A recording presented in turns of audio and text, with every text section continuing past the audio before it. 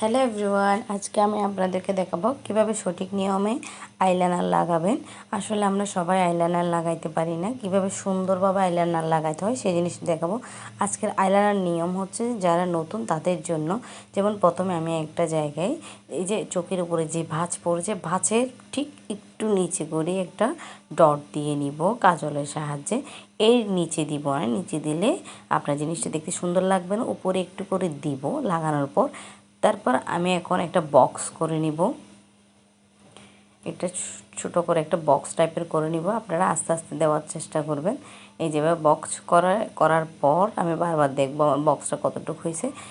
দেন এরপরে আমরা যে ব্রাশ দিয়ে লাগাচ্ছি তার একটা মেজারমেন্ট করব। ওই মেজারমেন্ট অনুযায়ী আমরা এরপরে আইলাইনারটি লাগাবো। এমনভাবে লাগাবো যেন অনেক বেশি মোটা হয়ে না যায়, যে যেরকম চান সেভাবে আইলাইনার লাগাবেন। তারপর আমি একটু সিম্পল চিকন করে একটা টেনে দিব, এটা হচ্ছে আইলাইনার সাহায্যে।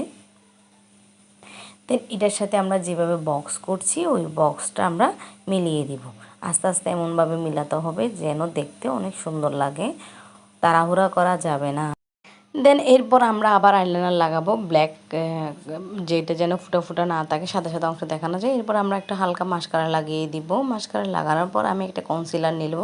কনসিলার একটা ব্রাশের সাহায্যে, ফ্যাট ব্রাশের সাহায্যে নিয়ে চোখের নিচের অংশে হালকা করে লাগিয়ে দেব, যেন আপনার নিচের অংশ যেন একটু শার্প হয়। এরপর আমি একটা ব্ল্যাক আইশ্যাডো নেব। যদি আপনাদের ওয়াটারপ্রুফ হয় সেক্ষেত্রে আপনি ওয়াটারপ্রুফের উপরে এই ব্ল্যাক আইলাইনারটা দিবেন, ব্ল্যাক শ্যাডোটা লাগিয়ে দিবেন, তাহলে দেখবেন অনেক বেশি সুন্দর লাগবে আর আপনার দেখতে অনেক সুন্দর। এরপর আমরা সামনে আরেকটু সুন্দর করার জন্য ইনার কর্নারকে একটু হালকা টেনে দিব, এমনভাবে টানবো যেন অনেক বেশি মোটা না হয়। দেখছেন।